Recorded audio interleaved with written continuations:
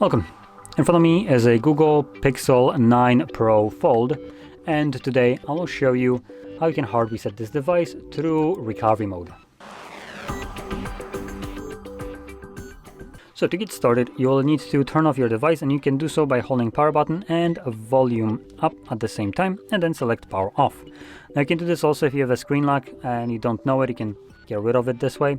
But just know that when doing this kind of reset to get rid of a screen lock, you most likely will end up with your device being FRP locked, which means that after the reset is finished, you will need to perform a verification by, for instance, signing into your Google account instead that was on this device before the reset.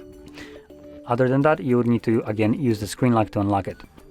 Now, once the device is off, which you do want to give it like solid 10 to 20 seconds, you then want to hold power button and volume down at the same time. Once it boots into this fast boot mode using volume buttons, you want to select recovery mode right here and then press power button.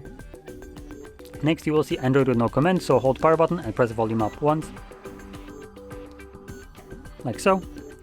And then again, using volume buttons, we're gonna scroll down and select wipe data, factory reset, confirm it with the power button, select factory data reset again, and data wipe complete. Now once data wipe has been completed, this message right here, reboot system now is selected by default, so press power button once more. This will reboot the device and continue resetting it in the background.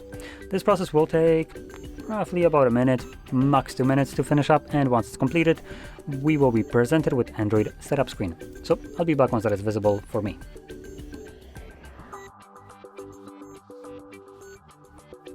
And as you can see, the process is now finished and you can set up your device however you like. So if you found this video helpful, don't forget to hit like, subscribe, and thanks for watching.